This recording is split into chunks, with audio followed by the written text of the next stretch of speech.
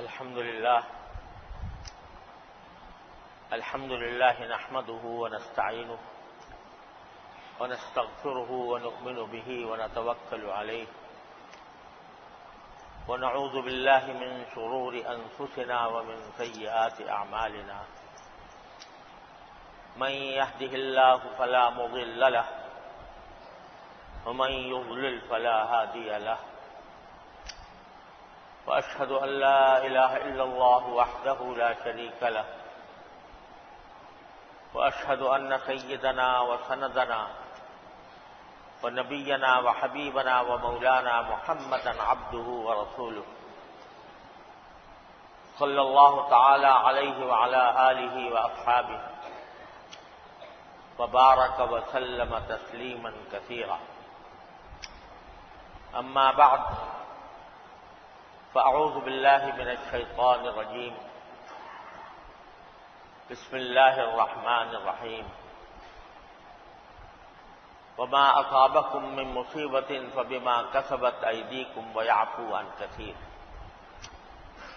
آمنت بالله صدق الله مولانا العظيم وصدق رسوله النبي الكريم ونحن على ذلك من الشاهدين والشاكرين والحمد لله رب العالمين. بزرگان محترم اور برادران عزیز، السلام علیکم ورحمۃ اللہ تعالی وبرکاتہ.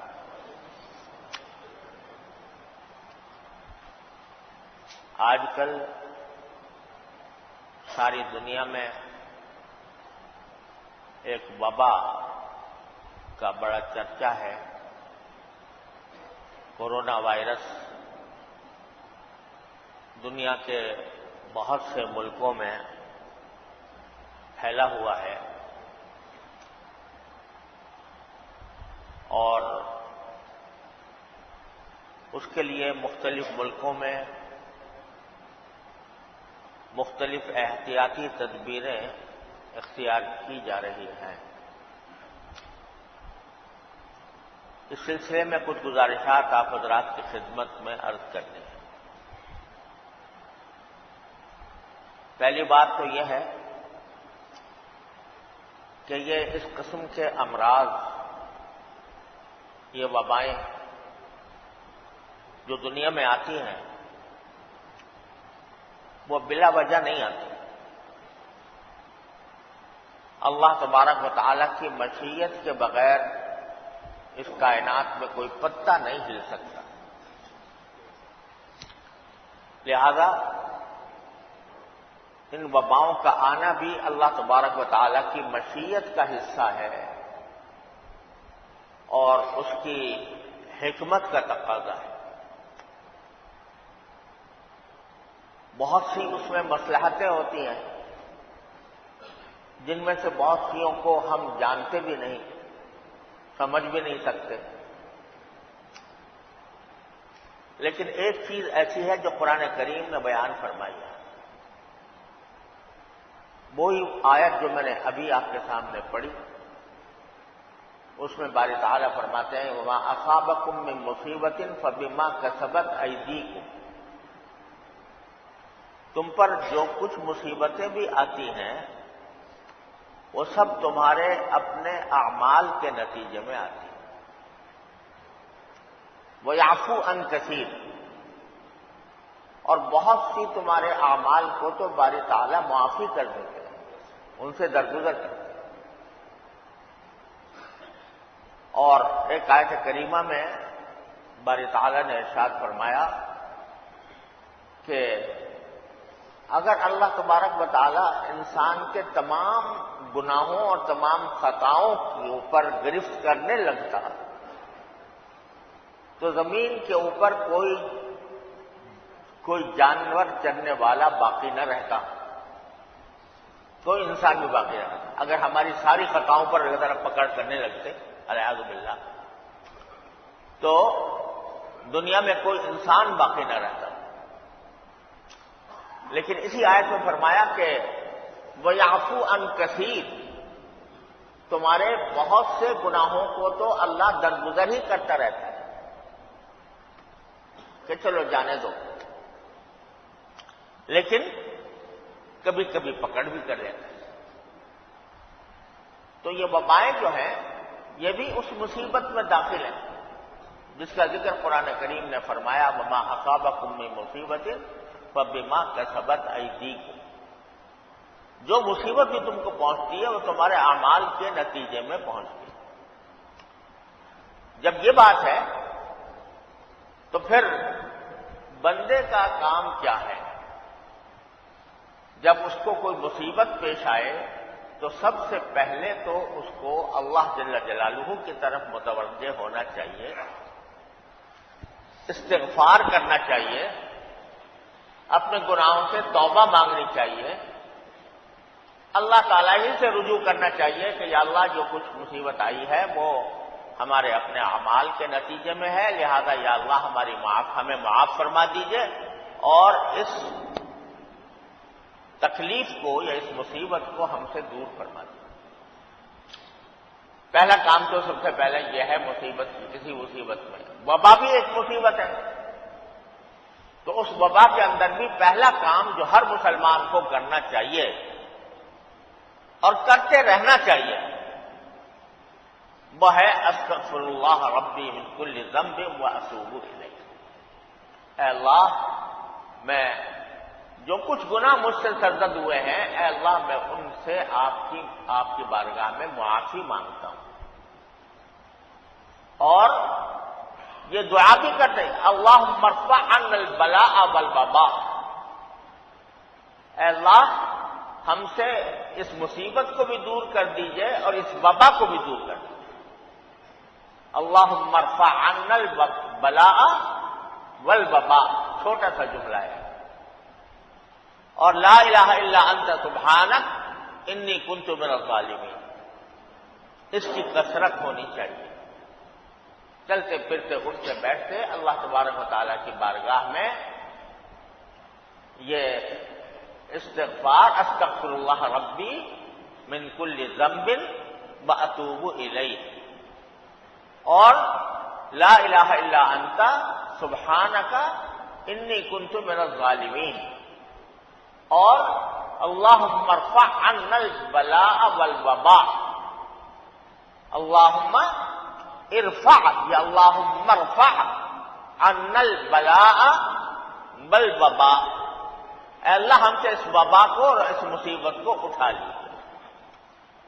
پہلا کام ایسی صورت میں یہ ہے کہ اللہ جل جلالہ کی طرف بندہ متوجہ ہو، اس کی طرف رجوع کرے، توبہ سے، استغفار سے، دعاؤں سے۔ دوسری بات یہ ہے کہ وبا کے موقع پر جو مختلف احتیاطی تدبیریں اختیار کی جاتی ہیں یا آج کل جن کا مشورہ دیا جا رہا ہے، بعض لوگ ان کو توکل کے خلاف سمجھتے ہیں کہ بھئی اللہ پر بھروسہ رکھنا چاہیے، یہ سب تدبیریں کرنے کی کوئی ضرورت نہیں۔ یہ بالکل غلط بات ہے۔ توکل کا یہ مطلب کہ آدمی تدبیر اختیار نہ کرے، اسباب اختیار نہ کرے، یہ توکل کا مفہوم نہیں۔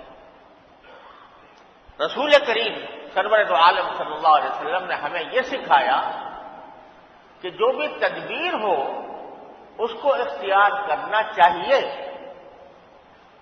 اس کی ترغیب دی گئی ہے۔ صرف اتنی بات نہیں کہ جائز ہے، بلکہ ترغیب دی گئی ہے کہ احتیاطی تدبیر اختیار کرو، اس کے بعد اللہ پر بھروسہ رکھو کہ پھر اللہ کا جو فیصلہ ہوگا میں اس پر راضی ہوں۔ یہ ہے توکل۔ یہ نہیں کہ تدبیروں کو چھوڑ دو، ہاتھ پر ہاتھ دھر کے بیٹھ جاؤ اور کہو کہ اللہ پر بھروسہ ہے، توکل ہے۔ یہ خیال بالکل غلط ہے۔ جو لوگ بھی ایسی بات کہتے ہیں وہ جاہلانہ بات ہے۔ حقیقت یہ ہے کہ اسلام نے اور خود نبی کریم صلی اللہ علیہ وسلم نے احتیاطی تدبیروں کی ترغیب دی اور پھر فرمایا کہ اس کے بعد توکل کرو۔ ایک صحابی تھے رضی اللہ تعالیٰ عنہ، انہوں نے رسول کریم صلی اللہ علیہ وسلم سے پوچھا کہ یا رسول اللہ، میں بعض اوقات میں اپنی اونٹنی کے ساتھ جا رہا ہوتا ہوں اور وہ اونٹنی کو کہیں کسی وقت اترتا ہوں، جیسے نماز کے لیے رک گیا، تو آیا اس اونٹنی کو باندھوں اور یا نہ باندھوں، باندھے بغیر نماز میں شامل ہو گیا، اللہ پر بھروسہ کروں کہ اونٹنی ساتھ رہے گی یا نہیں رہے گی، بھاگ جائے گی، کیا کچھ ہوگا، اللہ پر بھروسہ کر کے میں نماز میں شریک ہو جاؤں یا اپنے کوئی کام کر لوں بغیر باندھے، تو کیا میں باندھوں یا توکل کروں؟ یہ پوچھا، کیا میں اونٹنی کو باندھوں یا توکل کروں؟ تو رسول کریم صلی اللہ علیہ وسلم نے فرمایا باندھو اور توکل کرو۔ باندھو یعنی اپنی طرف سے تدبیر اختیار کر لو کہ اس اونٹنی کو باندھ دو، پھر توکل کرو، کیا مانا اپنا میں نے کام تو کر لیا کہ میرے ذمہ یہ تھا کہ میں تدبیر اختیار کرتا اور اونٹنی کو باندھ دیتا، وہ میں نے اختیار کر لیا، اب خامخواہ وسوسے لانا کہ کہیں وہ رسی تو آ کے بھاگ نہ جائے یا وہ کھل نہ جائے، اس معاملات میں اللہ پر بھروسہ کرو کہ اب میں نے جو کرنا تھا وہ کر لیا، اب جو انجام ہوگا وہ اللہ تعالیٰ کے حوالے ہے اور وہی فیصلہ صحیح کرے گا، جو اس کی مشیت ہوگی اس کے مطابق میں راضی ہوں۔ یہ مشہور جملہ ہے رسول کریم سے، اعقلھا وتوکل، کہ اونٹنی کو باندھو اور پھر توکل کرو۔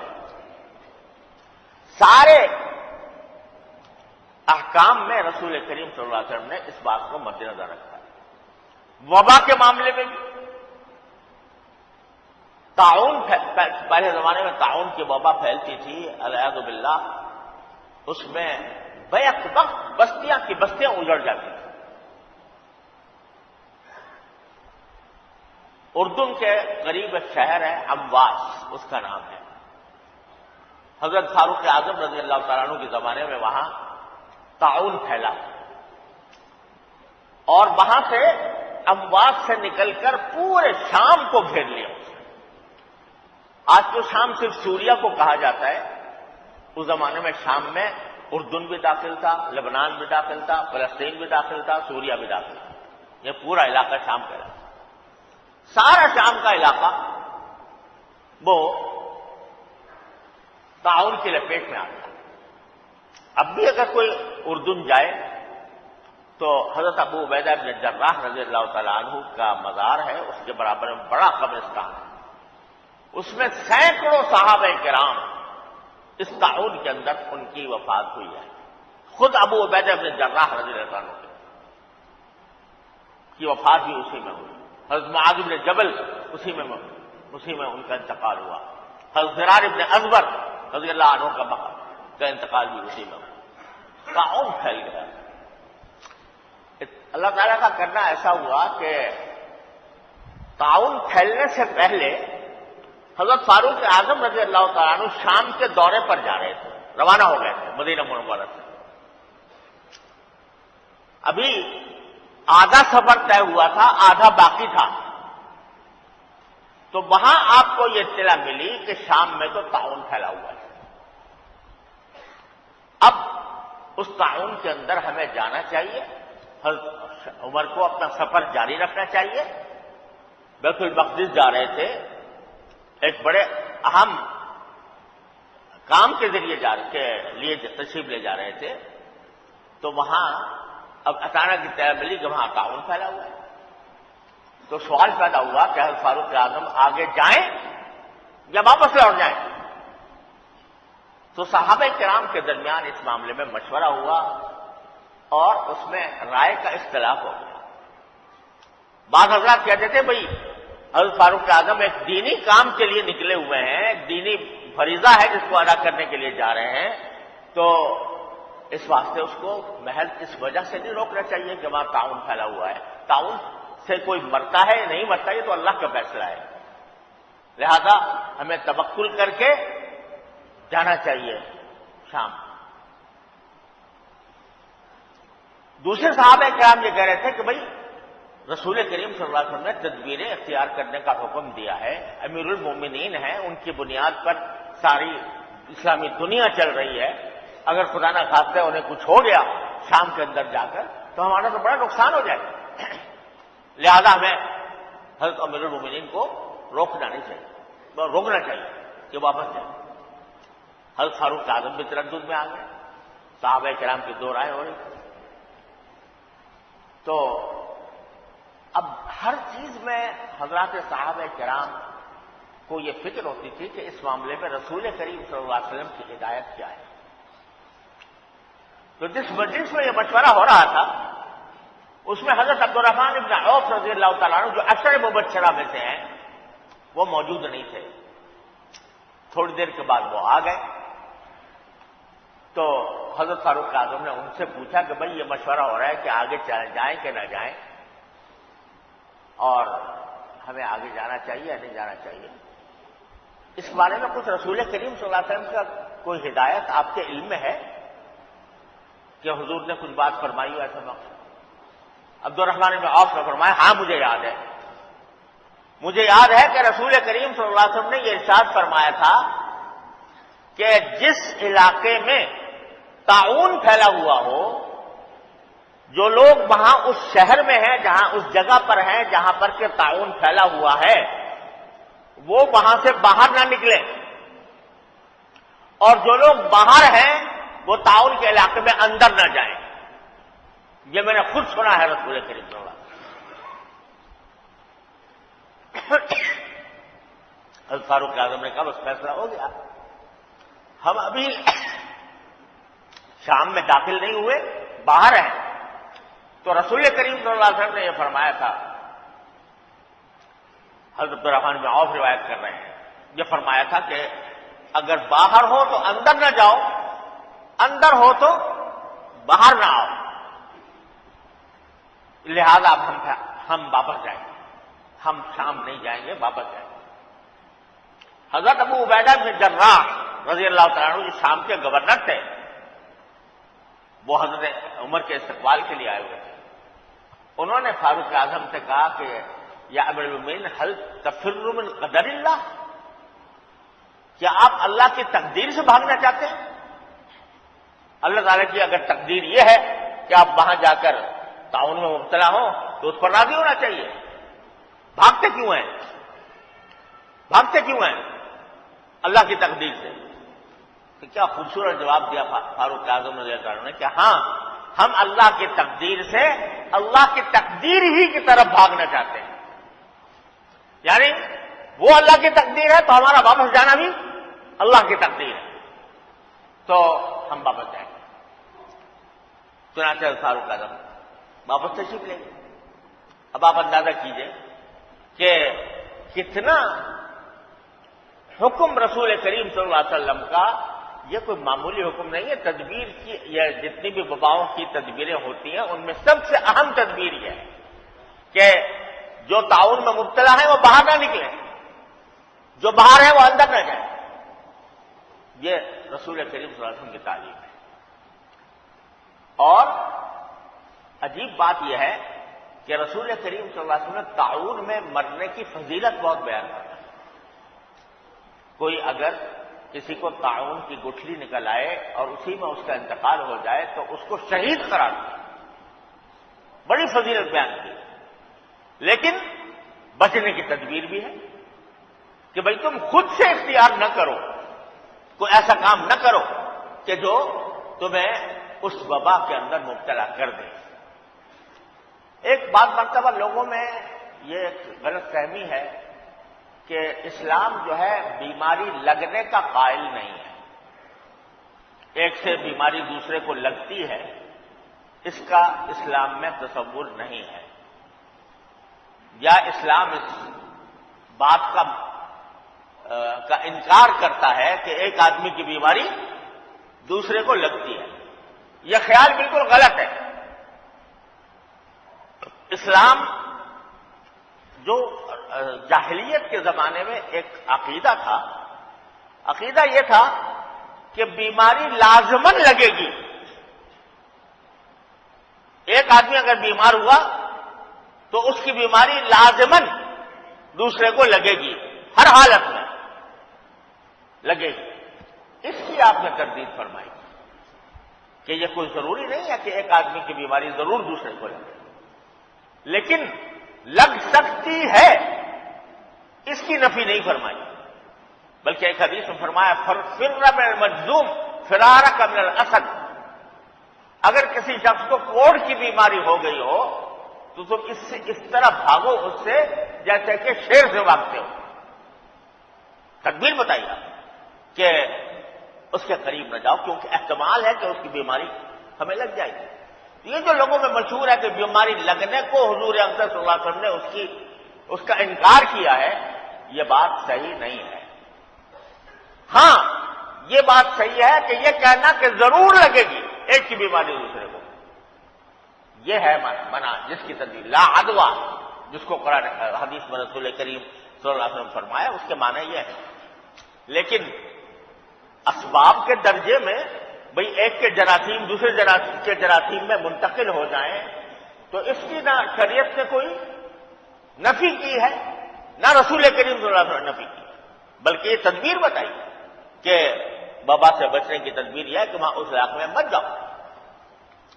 اس ساری صورتحال سے یہ بات معلوم ہوئی کہ یہ سمجھنا کہ وبا کے انسداد کے لیے یا وبا سے بچنے کے لیے کوئی تدبیر اختیار کرنا یہ توکل کے خلاف ہے، یہ بالکل جاہلانہ بات ہے، اس کا کوئی تعلق شریعت سے نہیں۔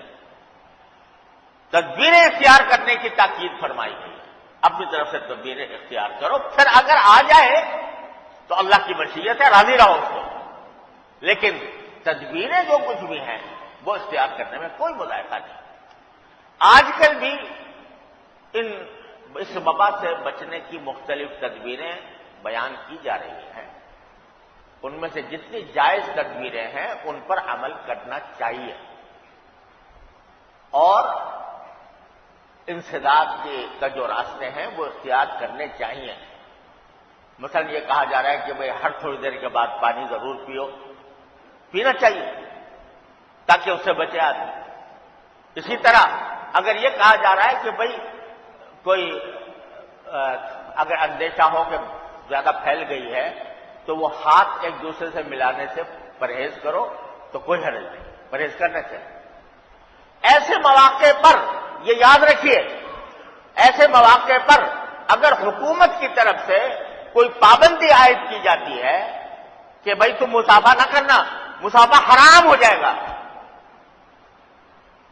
کیونکہ اگر ولی الامر کی طرف سے کوئی حکم ایسا دیا جائے جو شریعت کے خلاف نہ ہو تو اس کی اطاعت واجب ہے، فرض ہے انسانوں کو، تو یہ تدبیریں اختیار کرنی چاہیے۔ یہ کہا جا رہا ہے کہ خاص طور پر جو اجتماعات ہوتے ہیں، بڑے اجتماعات، ان میں اندیشہ زیادہ ہوتا ہے، لہذا حتی الامکان بڑے اجتماعات سے بچیں، تو بچیں یا بہت مختصر کریں۔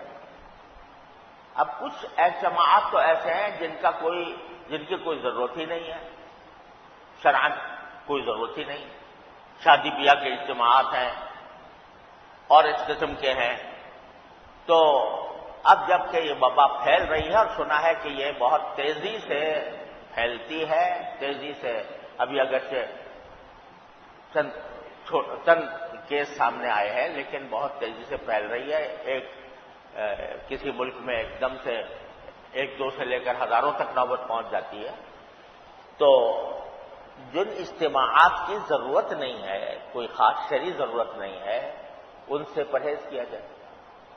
شادی بیاہ اگر ہے بھی تو شادی بیاہ جو ہے شریعت نے تو ویسے ہی سادگی کے ساتھ شادی کرنے کا، بیاہ کرنے کا حکم دیا ہے، کیا ضروری ہے کہ لمبی چوڑی دعوتیں کی جائیں، لمبے چوڑے اجتماعات کیے جائیں، اس سے پرہیز کریں۔ اگر فرض کرو حکومت کی طرف سے یہ اعلان آ جاتا ہے کہ بھئی شادی بیاہ کے اجتماعات پر پابندی ہے، تو یہ پابندی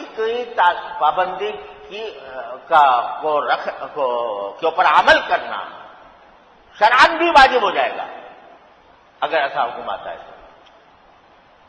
اسی طرح البتہ بعض لوگ اس میں بہت افراط تک پہنچ گئے ہیں کہ بعض ملکوں کے اندر جمعہ کی نماز کے اوپر بھی پابندی لگ گئی، کہتے ہیں جمعہ کا فریضہ ثابت ہو گیا۔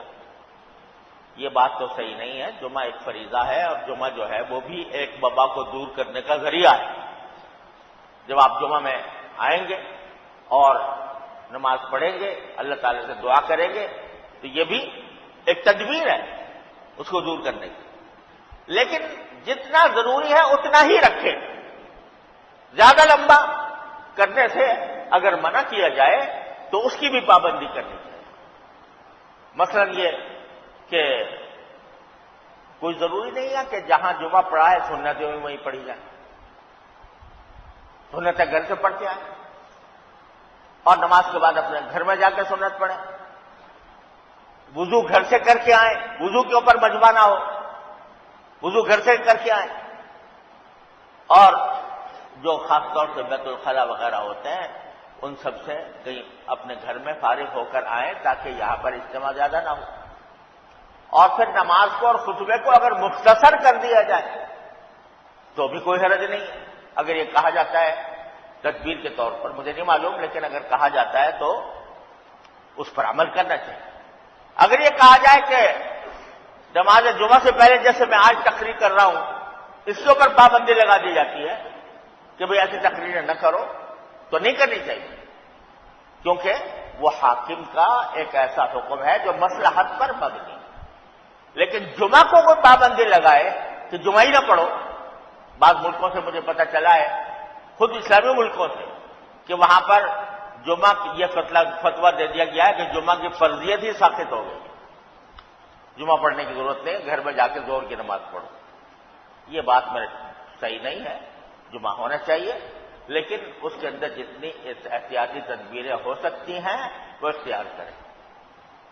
حرم نبوی میں نمازیں اس طرح ہو رہی ہے کہ اس میں عین نماز کے وقت میں لوگ جمع ہوتے ہیں اور دو صفوں کا فاصلہ بیچ میں، ایک صف اور دوسرے صف کے درمیان ایک فاصلہ ہوتا ہے۔ یہ انہوں نے پابندی لگائی ہے، اس پابندی کو اختیار کرنا ضروری ہے، کرنا چاہیے۔ تو جتنے جائز تدبیریں اس وبا سے بچنے کے لیے حکومت کی طرف سے عائد کی جاتی ہے ان کی پابندی شرعاً بھی ضروری ہے۔ بعض لوگ سمجھتے ہیں کہ حکومت کا حکم ہے، ارے بھائی حکومت کا حکم اگر تمہاری مصلحت کے تحت آ رہا ہے شرعاً اس کا حکم کا ماننا واجب ہے۔ سمع و طاعت اسی کا نام ہے۔ کوئی غلط کام پر آپ کو آمادہ کرے اس کی پابندی ضروری نہیں، لا طاعت لمخلوق فی معصیۃ الخالق، لیکن کوئی جائز کام کے لیے، مناسب کام کے لیے، مصلحت کے مطابق کوئی پابندی عائد کی جاتی ہے اور اس میں شریعت کے کسی حکم سے تصادم نہیں ہوتا تو کوئی حرج نہیں، اس کی پابندی کرنی چاہیے۔ اور اگر فرض کرو یہ پابندی لگاتے کہ بھائی مصافحہ نہ کیا کرو ایک دوسرے سے، تو سبحان اللہ میں تو بڑا خوش ہوں گا کہ بھائی مصافحہ کو روک دیا، ورنہ یہ ہمارے قوم نے مصافحے کو فرض سمجھ لیا ہے، ایسا فرض سمجھ لیا ہے کہ اوپر اس کی وجہ سے ایک دوسرے کو دھکا بھی ماریں گے، ایک دوسرے کے اوپر چڑھیں گے بھی، اور کسی کو تکلیف پہنچے یا نہ پہنچے مصافحہ ضروری ہے۔ یہ تو بڑی یعنی یہ تو بدعت ہو جاتا ہے، اس طرح کا مصافحہ جو ہے بدعت ہے جو ہمارے قوم میں پھیل گیا۔ تو اگر خدا کرے حکومت والے یہ پابندی لگا دیں سب کے اوپر کہ بھئی مصافحہ کرنا ناجائز ہے، سبحان اللہ میں تو بہت ہی خوش ہو جاؤں۔ ورنہ اس مصافحے نے جو ہے ایک تباہی مچائی ہوئی ہے۔ میں ایک جلسے میں تھا، ایک بیان تھا ایک جگہ، وہاں مسجد تھی، تو مسجد کے باہر بھی بہت مجمع تھا، اور مسجد کے بعد بیان کے بعد مصافحہ کرنا تو فرض عین ہے لوگوں کے ذمہ۔ تو وہاں جو سامنے جو لوگ اندر تھے وہ تو ایک دوسرے پر توڑ پڑ کے میرا بھولیا بگاڑ کے وہ کسی نہ کسی طرح مصافحہ کر ہی رہے تھے، لیکن جو باہر کے لوگ تھے وہ ان کے لیے اندر آنا مشکل ہو رہا تھا، تو جو مسجد کی کھڑکی ہے اس کو توڑ کر اندر داخل ہوئے اور کھڑکی توڑ کر دوسرے آگوں کو پھلانگ کر اس کو ایک دوسرے کو تکلیف پہنچا کے کسی نہ کسی طرح مسافر کی سعادت انہوں نے حاصل کی۔ الیاذ باللہ، یہ گناہ کبیرہ ہے۔ لہذا اگر خدا کرے پابندی عائد کر دے، مجھے نہیں معلوم کی ہے کہ نہیں ہے، لیکن اگر کر دے تو بہت اچھی بات ہے، اللہ تعالیٰ بہت ساری بدعتوں سے نجات عطا فرما دیں گے۔ بہرحال یہ تدبیریں ہیں، اور اس کے ساتھ ساتھ بھائی اصل چیز اللہ تبارک و تعالیٰ کی طرف رجوع، استغفار، توبہ، دعا، اللہ کا ذکر، انشاءاللہ اس پر عمل کریں گے۔ وبائیں آتی ہیں چلی جاتی ہیں، آتی جاتی ہیں۔ یہ بات بھی میں عرض کروں کہ جو خوف و ہراس پھیلانا، سراسیم کی پھیلانا، یہ بھی کوئی اچھی بات نہیں، بری بات ہے۔ اطمینان سے رہو، تدبیریں جتنی اختیار کر سکتے ہو کر لو، اللہ کے حوالے کرو۔ اللہ تبارک و تعالی ہم سب کو اس پر عمل کی توفیق عطا فرمائے۔ وآخر دعوانا الحمدللہ۔